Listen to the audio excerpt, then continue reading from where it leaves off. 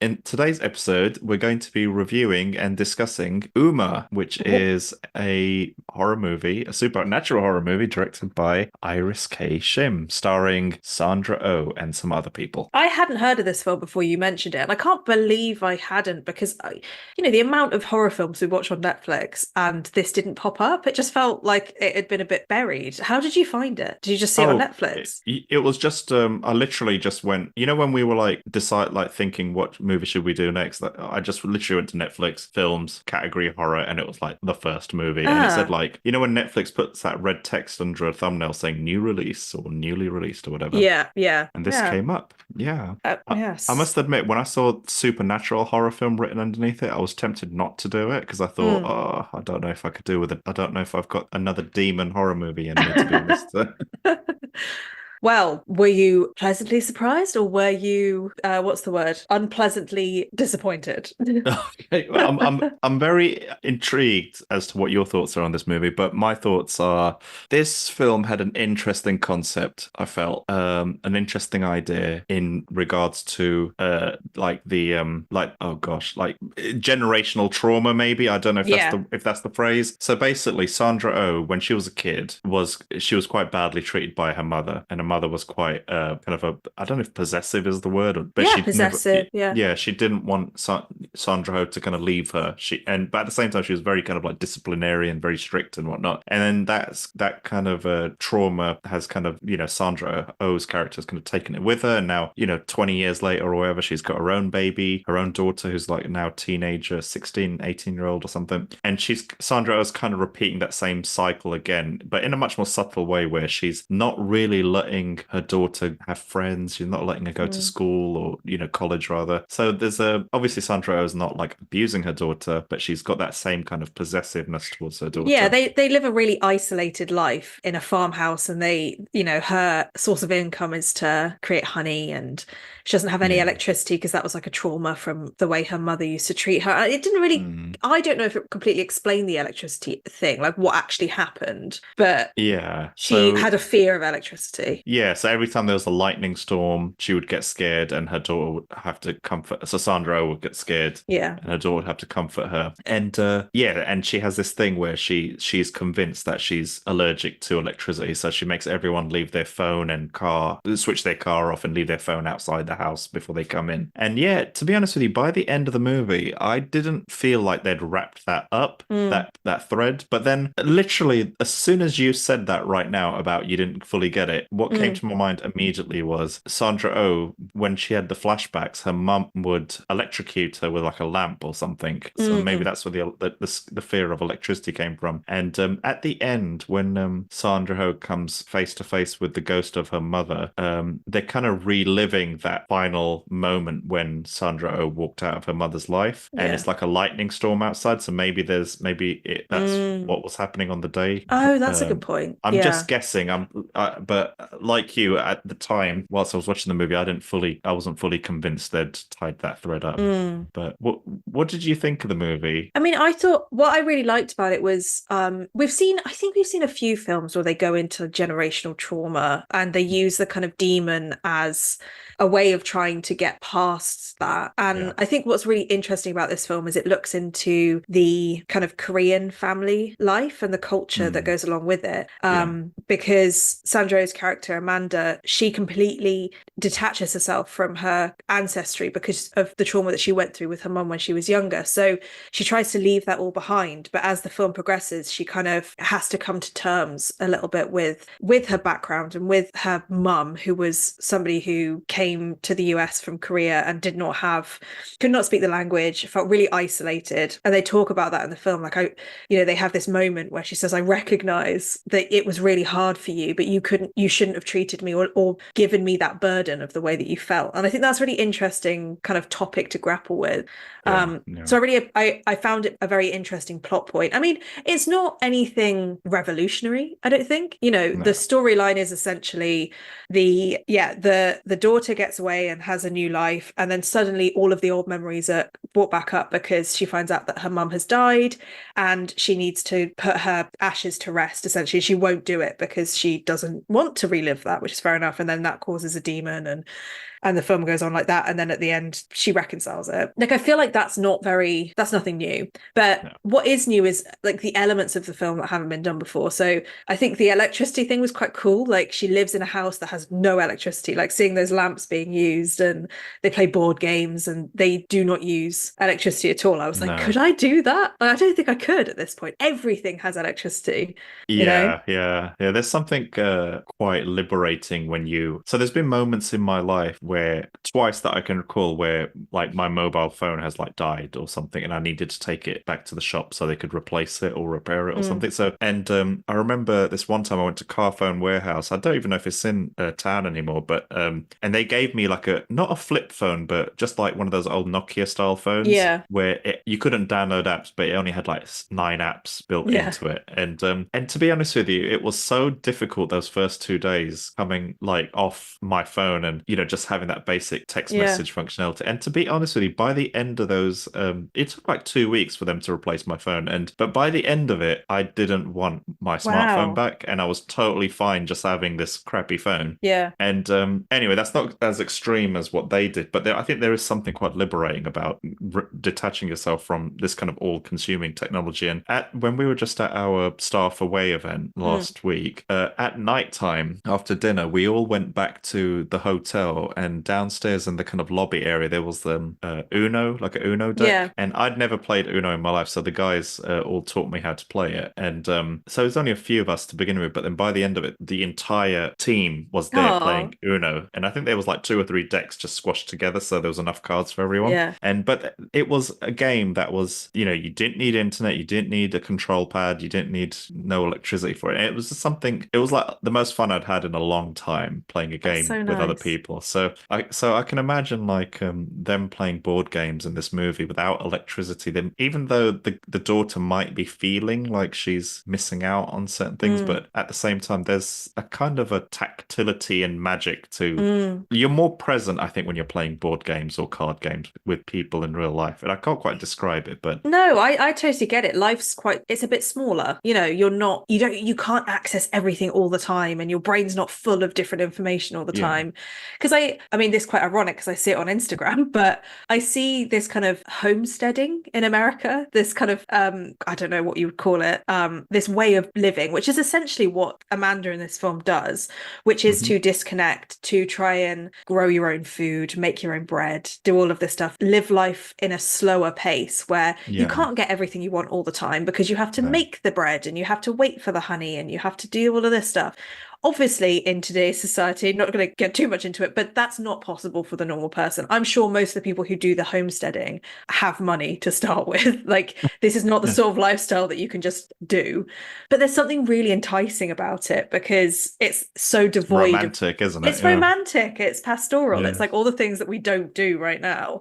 And yeah, it's quite idyllic. And I think what's quite interesting about this film is that it romanticizes it, but then it also does show how isolating that kind of life can be, especially as you said, that Amanda is forcing her daughter to have the same life as her. Like forcing is maybe a harsh word, but because her daughter at the beginning isn't like upset about it, but she is a teenager and she doesn't have Yeah. any friends. She lives No. on this home, like in this house with her mum, doesn't have a phone, doesn't have connection to the outside world, and she wants to go to college. And there's this whole kind of plot point of her mum trying to not release her to be able to Mm. go to college because she doesn't want to lose her. And then she kind of realizes that's what her own mother was doing to her, but just in a harsher sense. So, like, I see how that lifestyle can be like very enticing, but then at the other side, you're like, if you had to live that 365 days a year when it's freezing cold outside and you've got nothing to do and you're bored, like, do you think you're going to want to do that? Probably not. Yeah. Have you ever had a laptop or a computer where for some reason either your internet connection stops working or the Wi-Fi on the laptop stops working, and suddenly when you're using that laptop, it just doesn't have the same pull as it Yeah, did, like it's because like you it's can't. like a shell. Yeah. It's like, what am I going to do now? Just use like Microsoft Paint or something. It's like, Yeah, there's nothing left to do.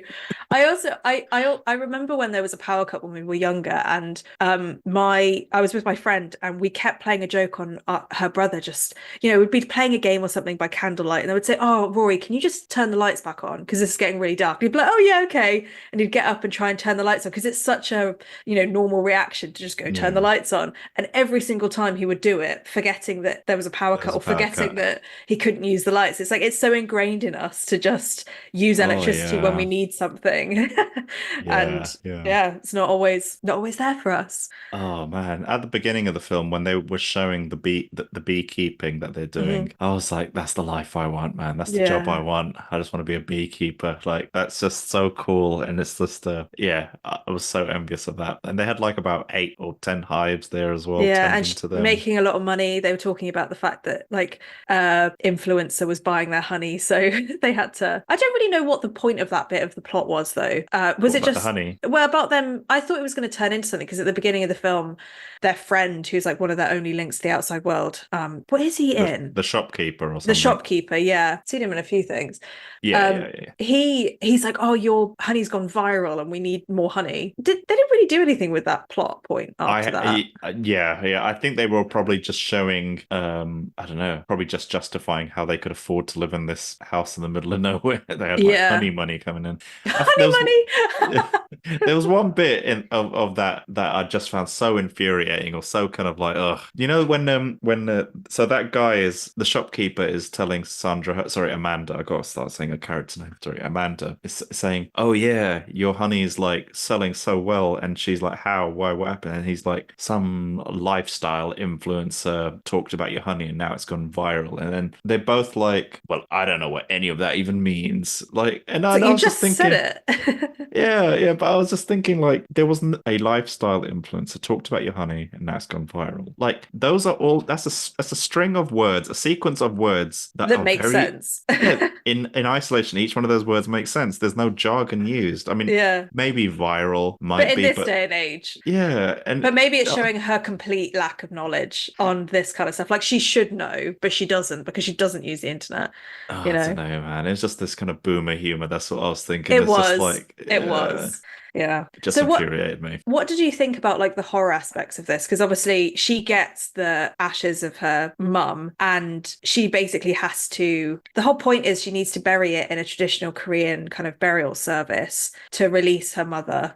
Yeah, And she doesn't want to do it because she just doesn't want to deal with that kind of abusive trauma and the memories and stuff. And then her mother comes back as this kind of spirit that clings on to different things that her mother had, objects like a mask and a dress. yeah, And yeah, it kind of yeah. What did you think of the more? Because the first half of the film there isn't that much horror. Like most horror films, it kind of builds up over the second yeah. half until she has to confront her. What did you think of that bit? Yeah, so her coming to terms with her mother and like whenever she remembers her mother's mistreatment of her, it kind of manifests itself as this kind of demon type wearing a mask. Like in all honesty, I didn't really find the film scary or I didn't it like none of the jump scares like hit or anything with me. There was one jump scare which worked effect which I thought was very effective. And that was the one when Amanda's looking at the little chick in Oh, the yeah, yard, and then suddenly it gets squashed, like the demon steps on it. yeah, That kind of like caught me off guard. What I thought was going to happen was maybe the chick was going to turn into a monster. I was like, I don't know why I thought that, but that was stupid. But the rest of the movie, it's one of these kind of we've looked at movies like this before, where this is like a gateway horror film. Like hmm, for someone who's never watched a horror film or has had a lifelong fear of horror movies, this yeah, is one of those kind of light, easy gateway movies where there's not too many scares, not too much tension, but it's enough to make them feel a bit of a thrill. And then they're probably gonna want to watch something a bit more scarier. Like this is yeah. just a horror light gateway horror movie. Yeah, that in it. So in regards to the horror or the scares, I don't rate it that highly. It's I'd say it's just a stepping stone, like a beginner level horror movie. Yeah. What about yourself? Yeah, I agree. I mean, I think that I don't think any of it really scared me that much. I think I had an overall creepy feeling because I was interested in it and I was Yeah, like, oh, this is kind of using references that I don't really know from Korean kind yeah, of yeah. That was folklore and interesting. it's interesting but not particularly scary. I think There was one thing that kind of like the one way they did it I liked, and the other way that they did it I didn't. I liked the idea that she was turning into a mother without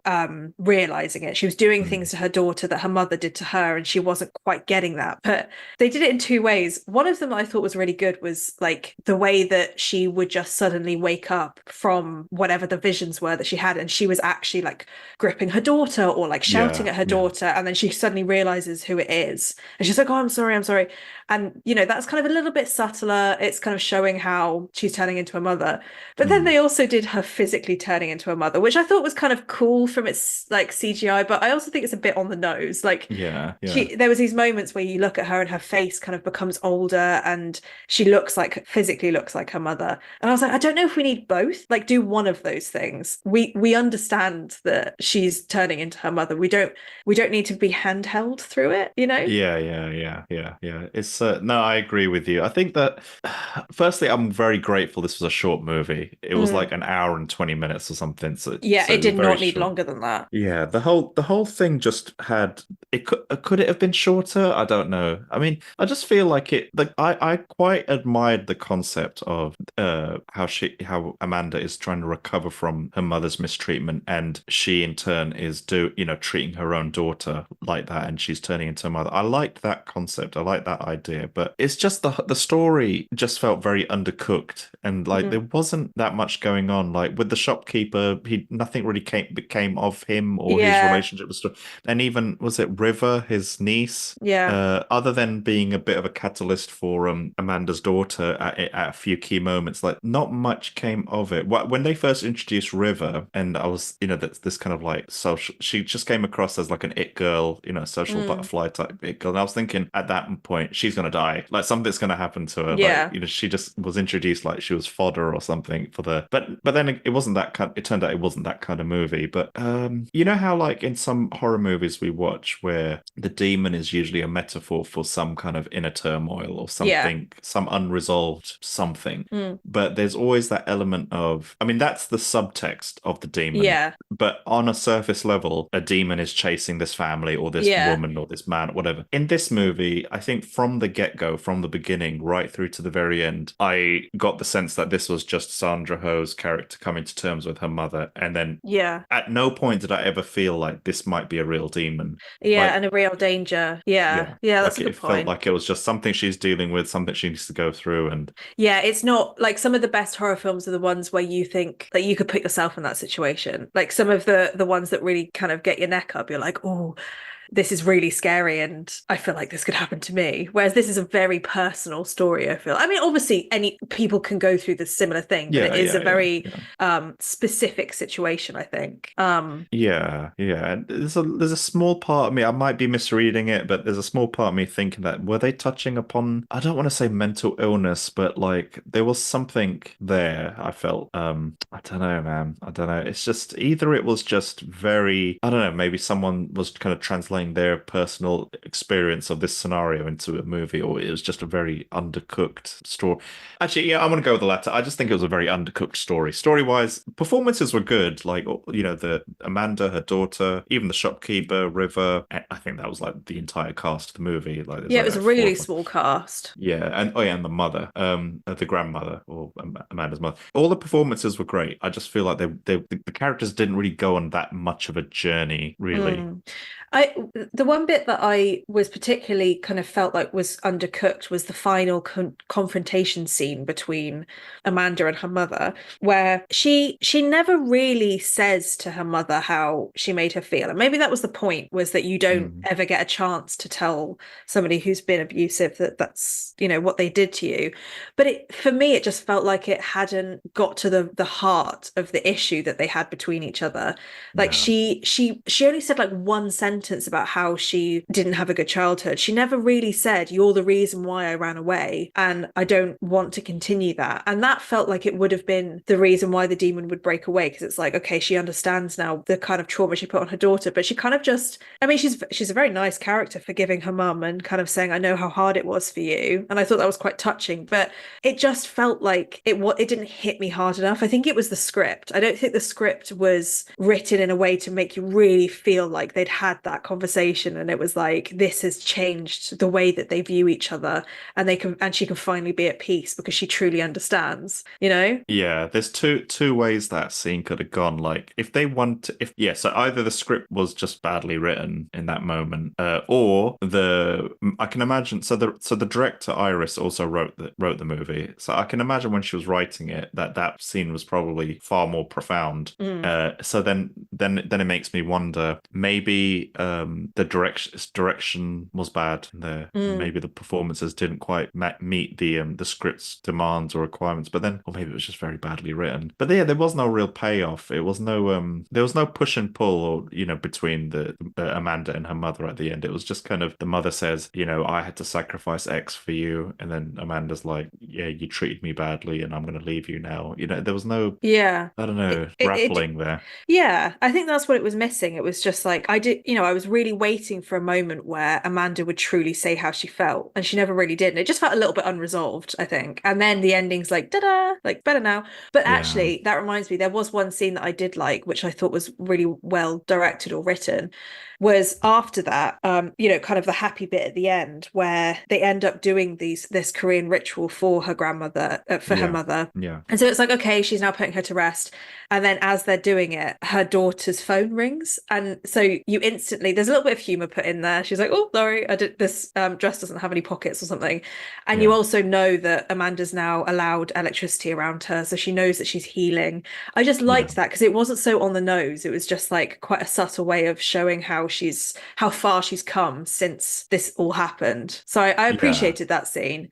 And I also found it interesting that right at the end, the final scene, as her daughter's driving away to college, obviously her mother's let her go to college, you see the grandmother's grave, and then like for the final second you see her dress like standing next to it. Do you see that bit? No, remind me. Sorry. Like the final scene, there's like just in the corner of the screen, you see the gravestone. You see the gravestone, but you also see her dress standing next to it, like the grandmother standing there. Oh, I must have missed that bit. Okay. It's like the last few seconds of it, which is interesting because it's like, does that imply that your past never really leaves you, that it was unresolved, or that there'll always be a part of her mother with her? I don't know. Yeah, I don't know, but I'd be inclined, I'm just going off what you're saying, I'd be inclined to go with that last one where your past doesn't leave you, just kind of learn to live with it, I suppose. Live with it and grow from it and not hide from it, I suppose, is the message of the film.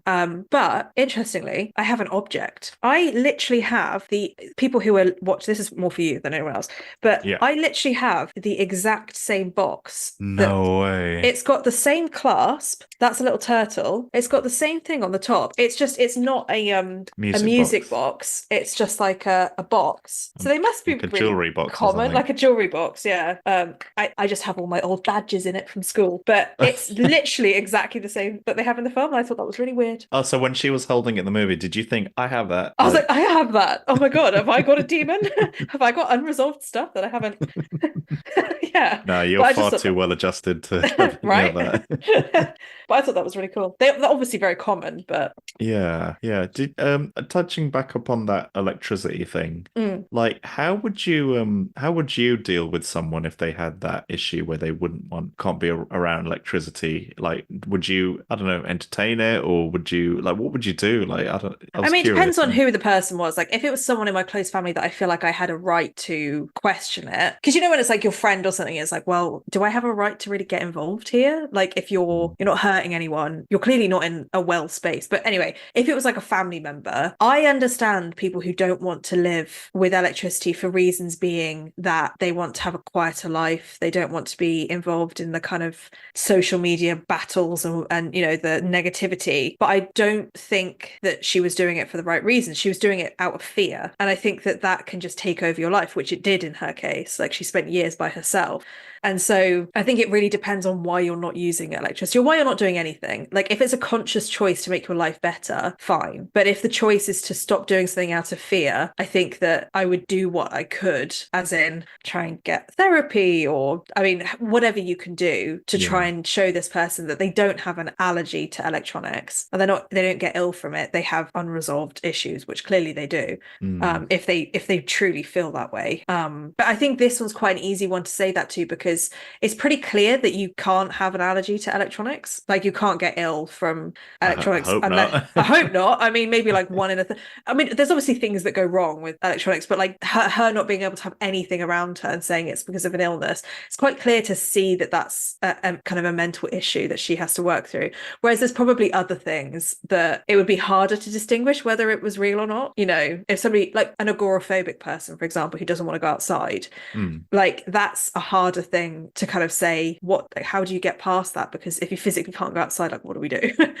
Yeah, I think I would try anything I could to help that. But what would you do? We should just leave them to it. I suppose it depends who it is. Yeah, probably more of the same. Your kind of answer, really. If it's someone who you have a deep connection to, whether it's family or friend or whatever, you'd try to go to some length to get help for it. But if it's someone you're just going to see them once and they're kind of not in your life or anything, then maybe just I don't know if I would do anything. It sounds really bad, but yeah. But it's not really about like making them use loads of electronics. It's just stopping them having the fear of it, which is the issue. Like Amanda could live the rest of her life using like barely any electronics. Maybe she has a home phone or like, I don't know, emergency, whatever. Yeah. And she doesn't have to use it, but as long as she's not scared of using it, that's fine. Like if she's happy with her life, fine. But don't let your life be run by fear. One thing, I don't know why this reminded me, but one thing that I thought was quite unnecessary in this film was the nine-tailed fox quite badly CGI'd into the film. I understand, like I did, a bit of reading afterwards about, because I was like, clearly that's a Korean like, myth or something. Like they wouldn't just randomly put it in, and it is. It's called a kumiho, which is a Korean spirit. So I understand, and I mean, there's loads of different reasons why they would appear, but they're definitely like in East Asian folklore, and they do, various things. They can either be good or bad or neutral. But my issue with it is like it was just CGI'd for like a second into the film, and it looked kind of cartoonish. And none of the rest of the film had that vibe. No. And it just felt like it wasn't necessary. It was like, oh, we need to put another reference in. Let's just shoehorn that one in for like a few seconds. It didn't do anything. It was just there. I think that was a lot of things in this movie where things are mentioned or shown briefly, but there's no callback to it. And not only is that at the level of like a CGI nine-tailed fox, but also there's entire characters that kind of amount to nothing. And there's only 5 characters in the entire movie. Yeah.